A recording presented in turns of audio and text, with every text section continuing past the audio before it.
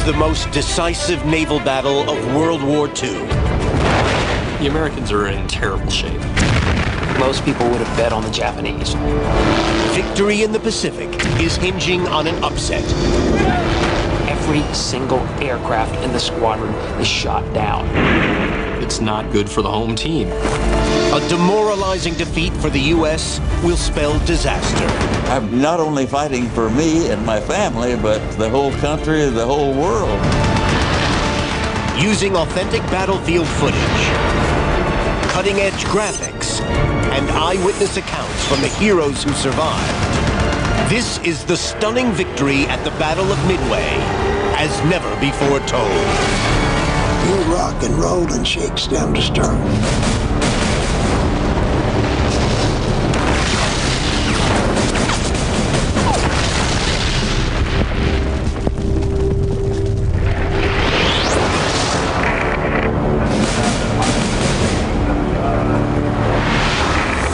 June 1942. 6 months after Pearl Harbor, Japan is planning a deadly follow-up attack. The target? The American base on the Pacific island of Midway. The island of Midway. It's about 1,100 miles away from Hawaii. It could be used as a launching pad for an invasion. Admiral Yamamoto, the commander-in-chief of the combined fleet, reasons that if he attacks at Midway, the Americans will have to react to that. Their carrier force will come out, and also the remaining battleships, he believes. He'll be able to bring those forces into a final decisive battle, destroy them, and then hopefully the Americans will throw in the towel. June 4th, 5:45 a.m. A routine U.S. patrol plane spots 4 of Japan's most powerful aircraft carriers heading toward Midway under the command of Vice Admiral Chuichi Nagumo. The Kaga, Akagi, Soryu, and Hiryu are all battle-hardened veterans from the attack on Pearl Harbor. 6 a.m. At the U.S. Air Base on Midway, 10 planes are scrambled and head out. 6 TBF Avengers, 4 B-26 bombers, all armed with torpedoes. Their mission? Take out the Japanese carriers.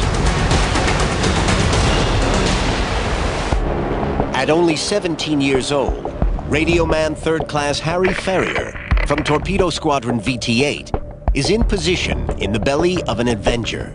Our primary mission was to find the Japanese ships, then to attack. With Midway itself in danger, American commanders hold back their fighter planes to defend the island from attack. Harry Ferrier and the Torpedo Squadron are on their own and desperately vulnerable. The aircraft really needs to enter battle with a fighter escort. They went in an uncoordinated attack, meaning that they went in torpedo bombers by themselves with no fighter cover.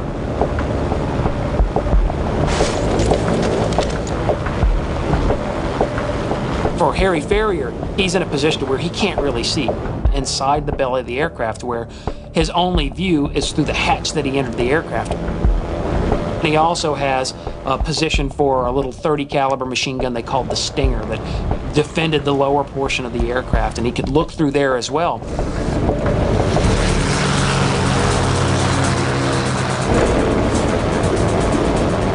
We had just barely got in the air when a turret gunner called over the intercom and said, "Hey, I just saw a Japanese airplane." And then the pilot, it looked like a lot of Japanese airplanes heading for Midway. Harry's airplane is right in the path of a massive coordinated Japanese air attack. Not just 36 Aichi D-3A dive bombers and 36 Nakajima B-5N torpedo bombers, but also 36 Mitsubishi A-6M0 fighters to protect them. Unlike the uncoordinated American attack, it's a devastating display of air power. They put up 108 aircraft, and they do it in 10 minutes flat. They're very, very good at this. With orders to hit Midway, The Japanese strike package passes the U.S. bombers without attacking. Harry's squadron are just flying into deeper danger. A second squadron of Zeros are circling the Japanese carriers, waiting to take them down. Those planes show up at about 0700 to attack Nagumo and are immediately set upon by the Japanese Combat Air Patrol.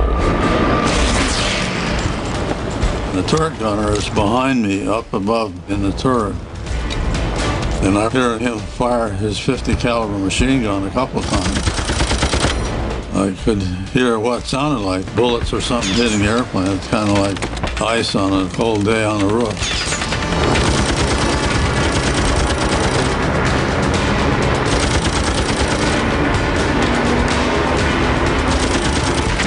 And then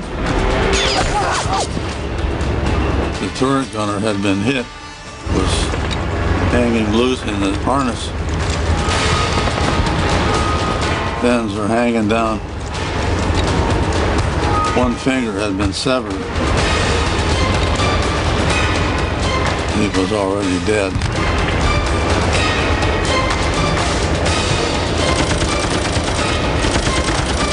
Japanese Zeros are swooping in time and time again, straight into the aircraft and filling it full of holes.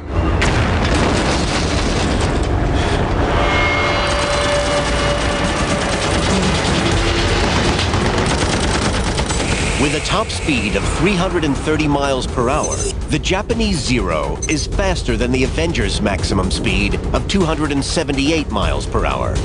The Zero has two 20mm cannons in the wings and two 7.7mm machine guns mounted on the front of the plane. Their pilots are experienced, disciplined, and feared, bringing down a rain of fire on the Americans.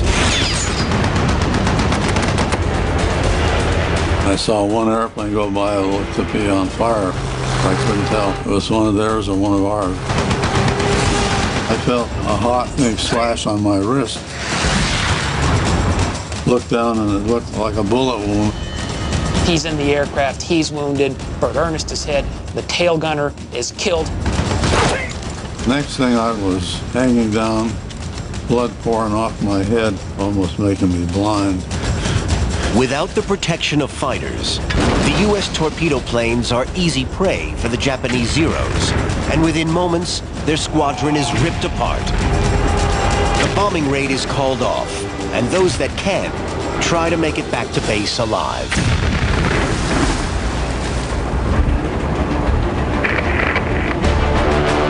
Japan's strike package of 108 planes closes in on Midway, preparing to drop land bombs on the U.S. airbase. The Japanese have the advantage of surprise. They're dangerously close to Midway before the Americans have time to launch a response. The American defenders have put up Wildcats and Buffalo fighters, and they are just cuffed aside by the Japanese fighter escorts, the Zero fighters that are coming along with the strike package. The base is now hazardously exposed. Midway is level bombed with their torpedo planes and then dive bombed by the Val dive bombers as well. The results are that they blow up some of the refueling facilities, they demolish some of the hangars. Mission accomplished. The Japanese planes return to the aircraft carriers to refuel and reload. There, Admiral Nagumo is planning a second attack on Midway. This will clear the way for ground troops to land. Nobody really knows how to fight these sorts of battles. The whole business of an opponent being completely out of sight of our ships. How do you scout for the enemy? Where is that person? How do I direct forces over there? It's a brand new art form. This is sort of the Wild West of naval systems. That's what carrier warfare is at this point. It's like trying to fight a battle by remote control, blindfolded. It's very, very difficult. The only U.S. counterstrike to find the enemy so far has been disastrous. From the 10 planes that set out, only one is still airborne.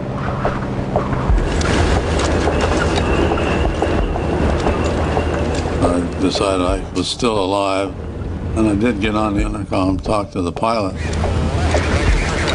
I said, it looks to me like Jay is already dead. There was no point in staying where I was in that bloody mess. I asked the pilot if I could move up into the seat behind him. Harry Ferrier's TBF Avenger is riddled with bullets. The rear gunner's dead, and Harry and the pilot are seriously injured. Fighting for their lives, they need to land the plane immediately. Midway's reeling from the Japanese attack. The base in chaos. Harry Ferrier's Avenger is circling in the sky above. Sitting up there, I could see what was going on. Both saw the smoke coming off of Midway. They knew that the pilot hadn't got all the landing gear down, and they didn't want him to land on the runway and mess it up. But they had called him on the radio trying to tell him to bail out. He said, "The hell with them, I'm landing again." And he circled the airfield several times. On the third pass, he landed. Against all the odds, Harry and his pilot, Bert Ernest, managed to land on Midway, wounded and exhausted. Somebody off the ground came up and started holding on to me to help me off the airplane. Of course, they could see I had been wounded. They said, "Boy, you're lucky you're still alive." Nagumo's first strike has crippled Midway. Another Japanese strike will finish it off. But unknown to the Japanese Navy, their communication codes have been broken, and the Americans are moving into position to strike back.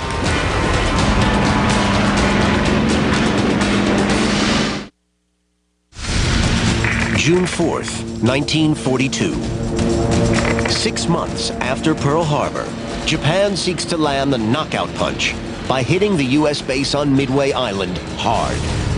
Expecting the attack, the U.S. have secretly stationed 3 carriers 175 miles northeast of Midway. USS Enterprise, Hornet, and Yorktown are in position, ready for a surprise ambush of their own to take out the Japanese carrier fleet. The commander of American operations in the Pacific Theater is Admiral Chester Nimitz. His plan is to launch a coordinated attack as soon as the Japanese carriers are within striking range.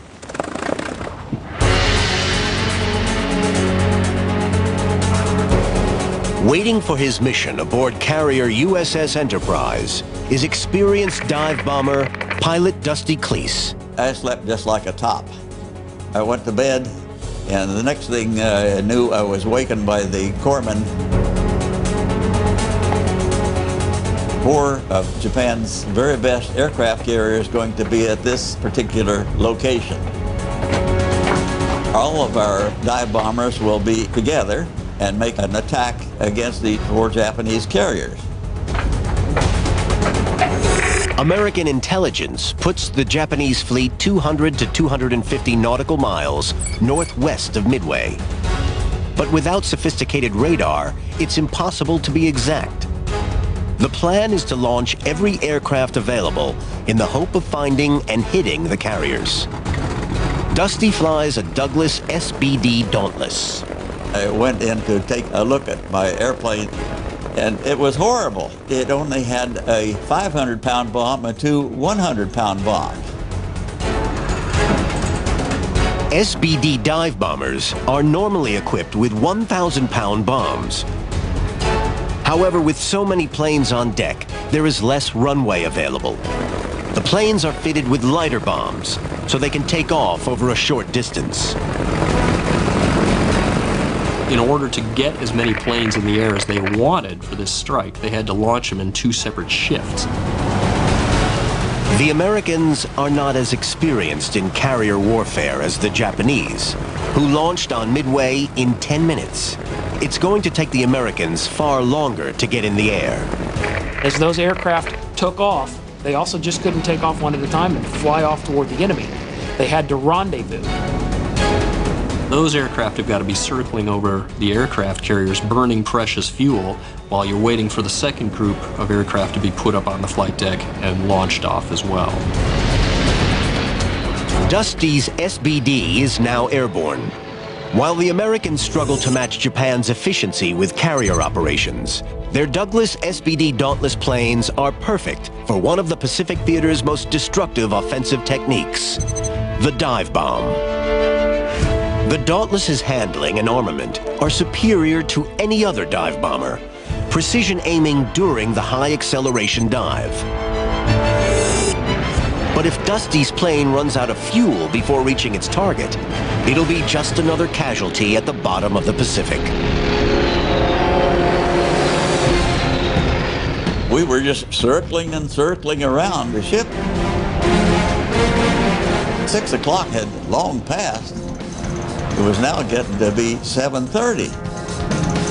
With each passing minute, the element of surprise starts slipping through their fingers. They also run the risk of the Japanese fleet moving out of striking range.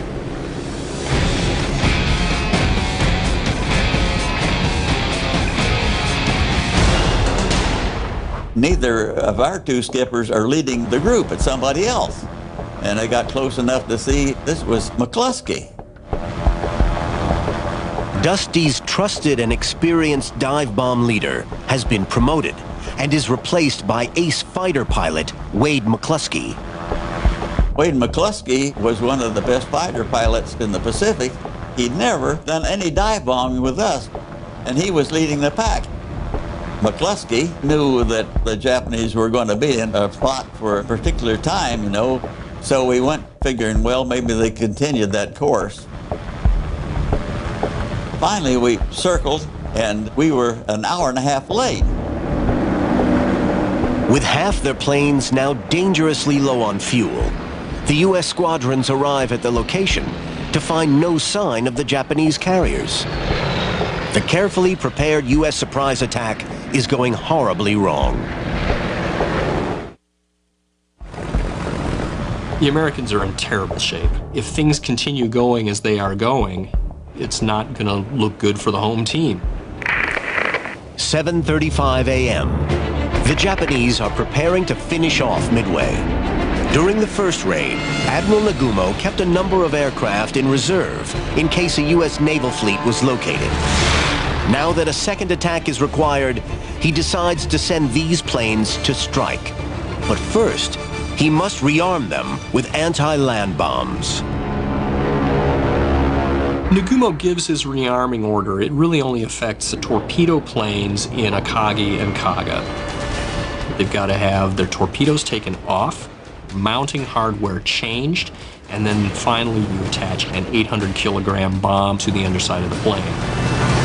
So on Soryu and Hiryu, there's really not that much activity. Kaga and Akagi, there's chaos.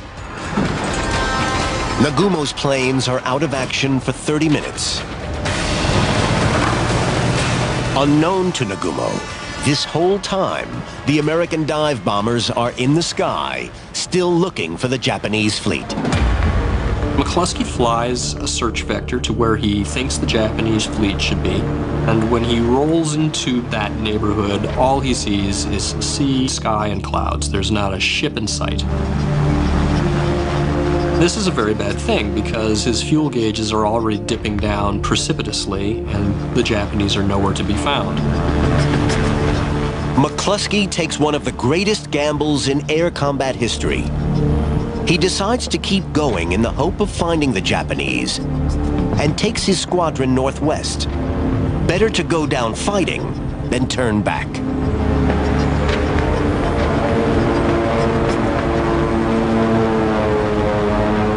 As soon as we started making the search, two of the planes ran out of fuel and sat down in the ocean. The mission looks like another calamitous failure for the U.S. until finally a ship comes into view. We saw a destroyer about 20 miles away going full speed, about 40 knots. And of course the wind hitting on it just made like a rainbow. That turned out to be the Arashi. So we knew he must be heading back to his fleet. McCluskey's gamble pays off, and the sight of the Japanese destroyer gives the pilots renewed hope. There's now a chance that they may find their targets before their fuel runs out. 8:30 a.m., June 4th, 1942.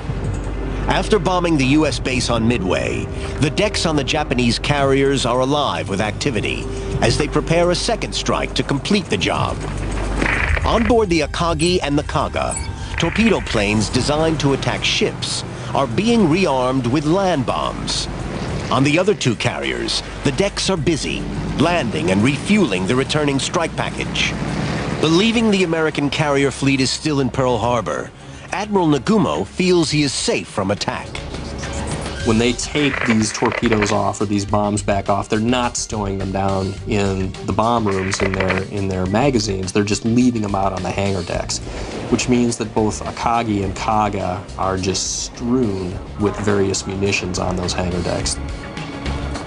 They were in the middle of doing that when suddenly one of the patrol aircraft reports in American aircraft carrier sighted. That causes the Japanese then to suddenly stop and rethink. Nagumo was confronted with a worst-case scenario. This is a crushing blow to Admiral Nagumo.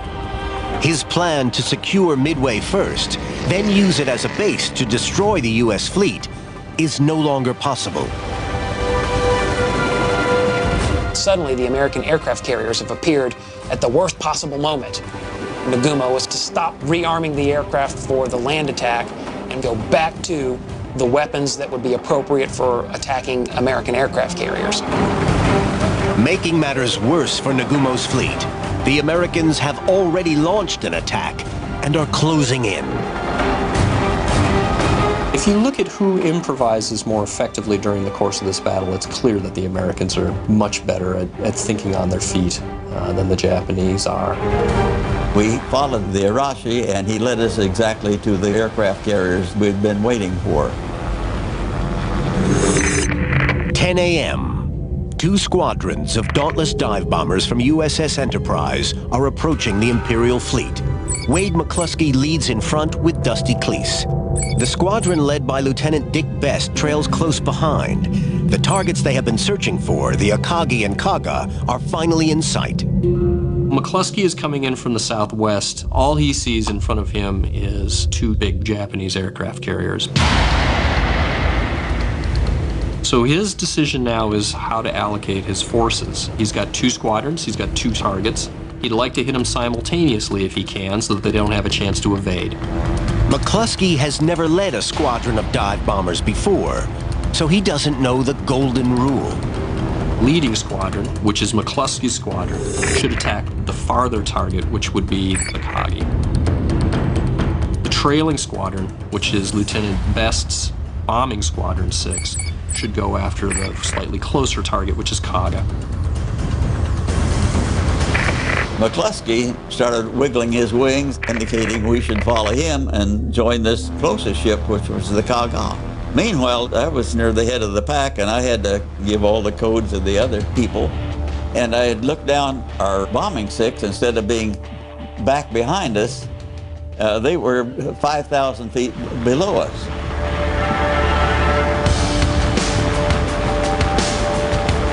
Something's wrong with the oxygen system on all of the bombing 6 airplanes. So they were dropping down to 15,000 feet instead of 20,000 feet, where they didn't need any oxygen. Lieutenant Dick Best, the commanding officer of VB-6, has lost contact with McCluskey.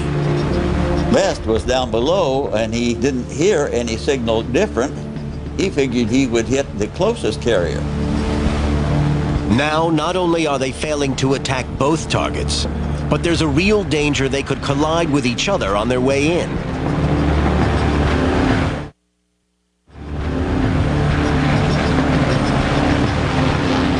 Suddenly, Lieutenant Best realizes something is wrong.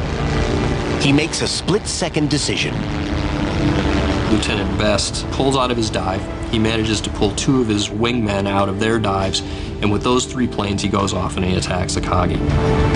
With Lieutenant Best out of the firing line, Dusty Cleese has a clear line of fire to dive on the Kaga.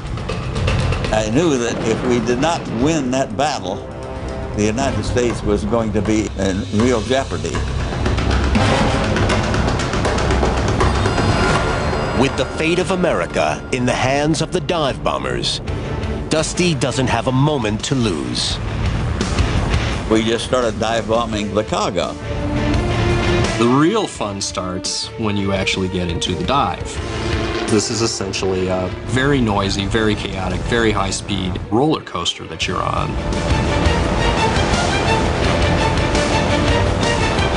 You start your run at about 15,000 feet.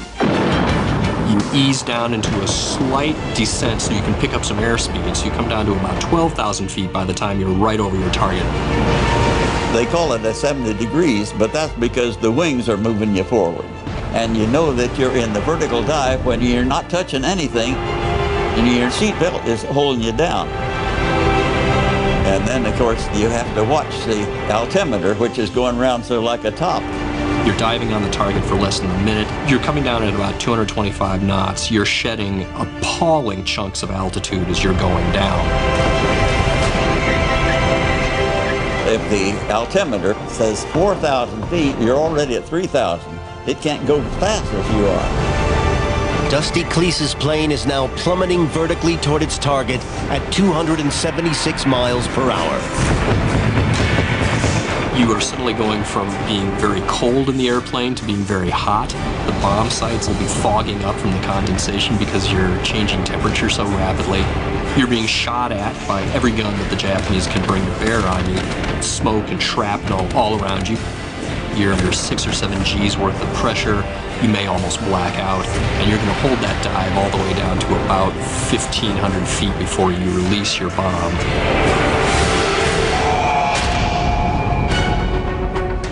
If a 500-pounder hits the center of the deck and sets off secondary explosions of fuel and ammo, just 3 or 4 bombs are needed to sink a carrier. The 500-pounder hit the big red circle. I dropped the 200-pound incendiaries into the same spot. To make the pull-out, you immediately pull back on the stick as hard as you can and keep your pedals so that you don't go sideways and crash. It's just boom, boom, boom. Fast, fast, fast. The Kaga's deck is cluttered with rearming aircraft, fuel hoses, and stacks of ammunition for various missions. The 500-pounder went just underneath the deck and set the planes in the hangar deck on fire into a great big inferno. Dusty Cleese has hit the Kaga. Lieutenant Best has hit the Akagi. And the Soryu is hit by dive bombers from the Yorktown. In only 5 minutes, America manages to turn the tide of the Pacific War toward possible victory. But they are not out of harm's way just yet. As pilot Dusty Cleese pulls out of his dive bomb, he suddenly spots a lone Zero hurtling toward him. Dusty's trusted rear gunner is John Snowden, known for his deadly accuracy. He was even a better shot than I was. That's why I picked him. And I could tell something was wrong back there. And then he'd go pointing and I'd give him the perfect shot. There was one perfect angle where he'd get him that quickly.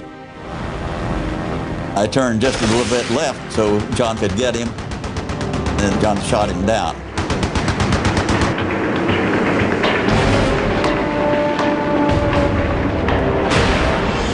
With the immediate threat eliminated, Dusty checks how successful his hit on the Kaga has been. By this time, I was a fair number of miles away. I circled the fleet, and as I got around 180 degrees, I looked back. I saw this great big thing go way up into the air. I wondered, well, what in the world could that be? My incendiaries had melted down to the 4th deck, and they had set the long lance torpedoes down there on fire. They had all exploded. And that's what took the forward elevator and threw it a half a mile high into the air.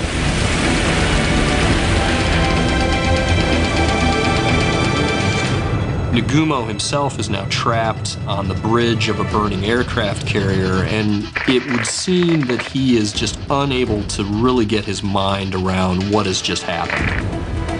looking around at the ruins of what had been the finest carrier force on the planet, and now all of a sudden, if you're on Hiryu, you're the only carrier that's left in the battle. Nagumo with Hiryu alone have now got to go off and somehow even the odds. Admiral Nagumo knows his best chance to find the position of the U.S. carriers is through their returning dive bombers. Dusty Cleese must avoid being followed on his way back to the USS Enterprise. I still had enough fuel left to know that if I really was careful, I could go directly to the dogleg attack towards Midway and back to the ship instead of going directly there, because I didn't want to let the Japanese know exactly where we were.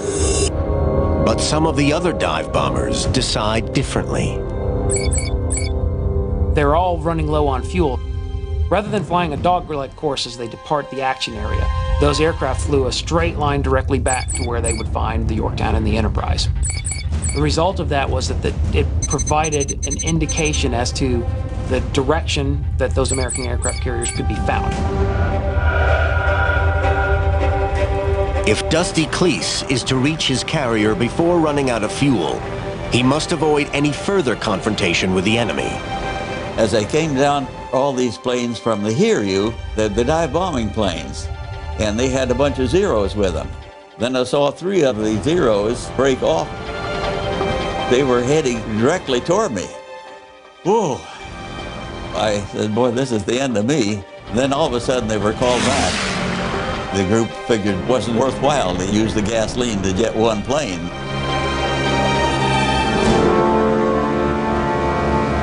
It turned out that we were at the extreme edge of our range, and not surprisingly, a lot of these guys ran out of gas. So a lot of them end up ditching. A number of them end up, barely making it back to the carrier. The dive bombers have been up since 2 a.m. that morning and are exhausted. Dusty makes it back to the USS Enterprise in one piece. For some of these heroes, returning is not an option. They have no choice but to ditch, facing almost certain death.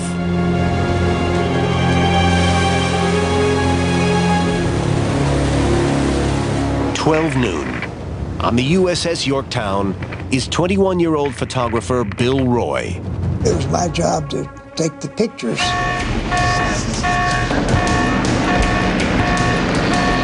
Eighteen dive bombers from the Hiryu show up. 7 survive to launch a vicious strike on the Yorktown.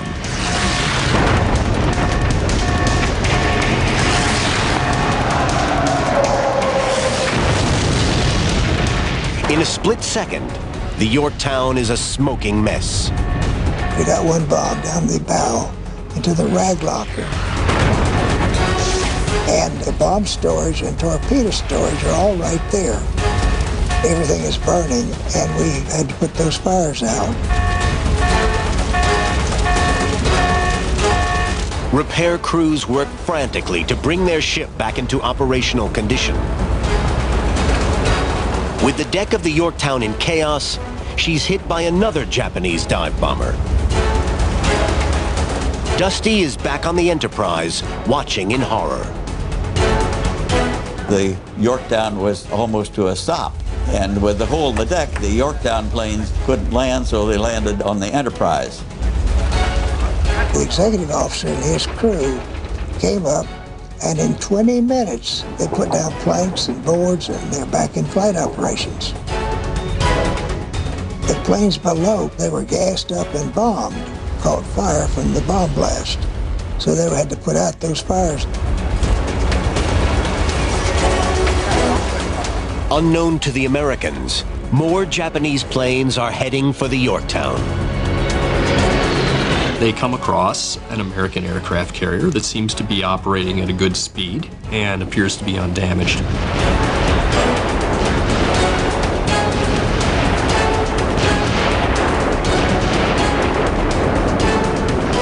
This time, the Japanese have launched their torpedo planes armed with lethal Type 91 aerial torpedoes, the best in the world.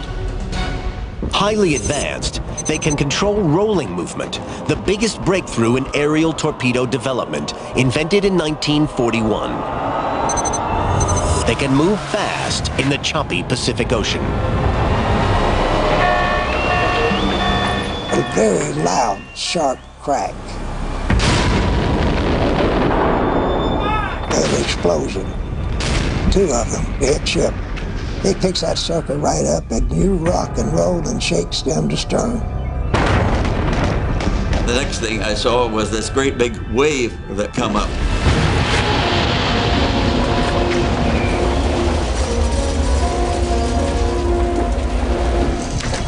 Japanese torpedo pilots end up hitting the Yorktown with 2 torpedoes, and they put her out of business.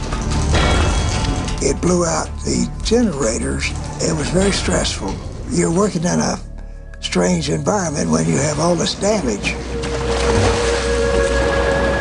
I thought the ship would roll over because the hangar deck was in the water.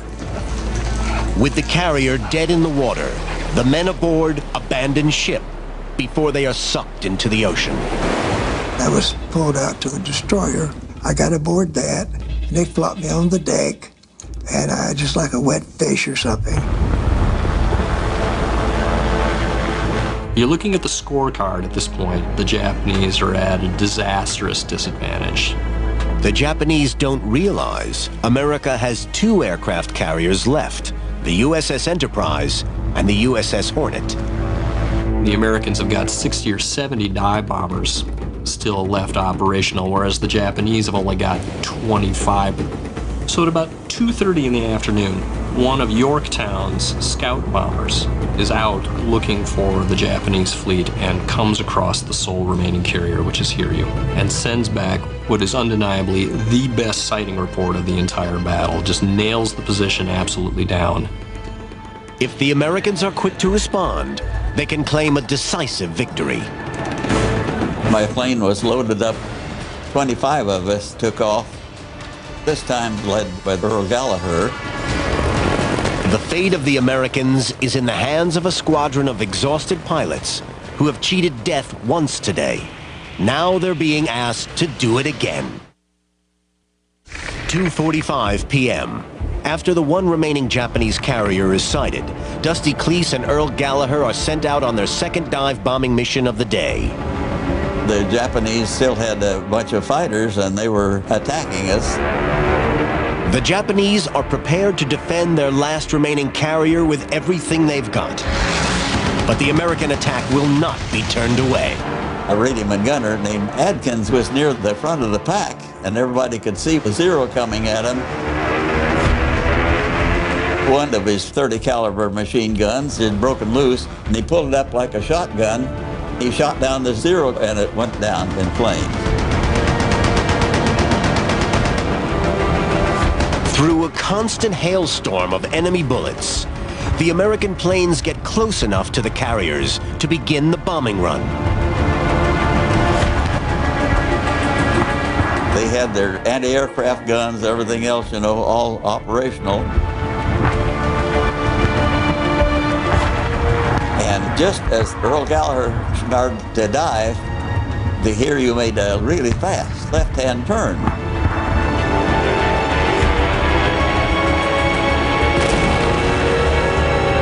Gallagher doesn't have time to adjust the path of his dive, and his bomb misses the target. If the Japanese lose the Hiryu, they lose the battle. The pressure is now on Dusty Cleese to hit the target and finish off the job. But I had figured out exactly how ships operate when it moves around this circle. Where's the center of gravity? What's the speed? I aimed where the ship was going to be on that turn.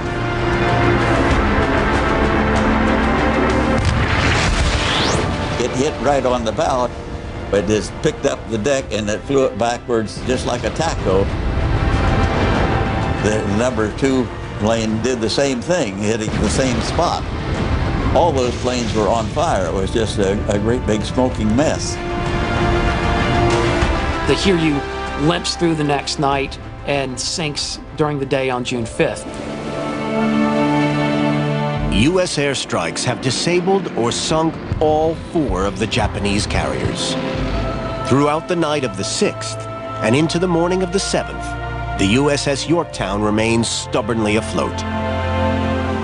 We circled the Yorktown all that night, and the next morning I had the aerial camera, so I made 19 pictures of the Yorktown sinking. We're all teary-eyed and blurry-eyed and so forth. June 7th, 7:01 a.m. The ship turns over on her port side, rolls upside down, and sinks 3 miles to the ocean floor.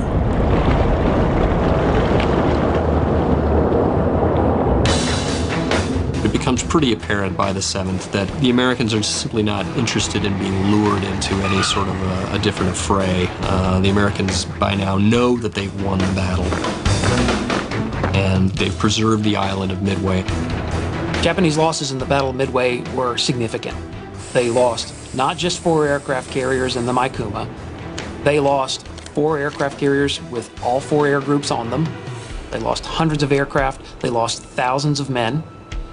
And standing in stark contrast with that are American losses during the battle. We lose the Yorktown, and we lose aircraft in the great exchange of aircraft carrier raids.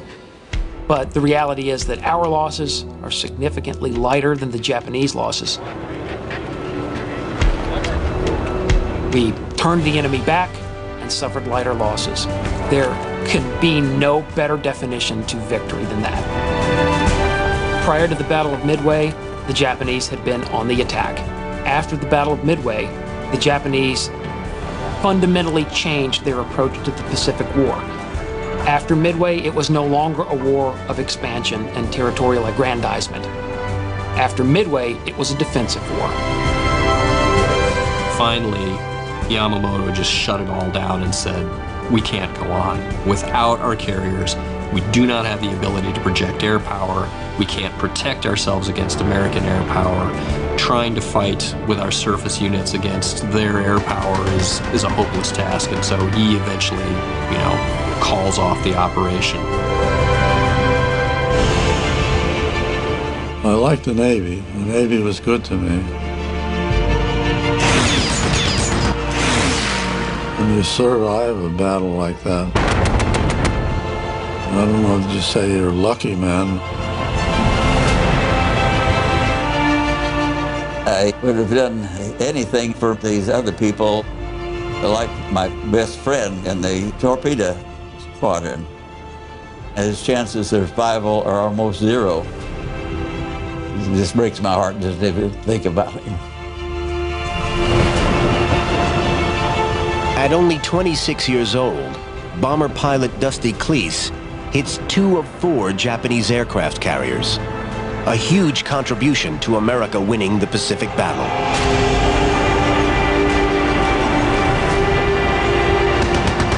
He is now the last surviving dive bomber from Midway.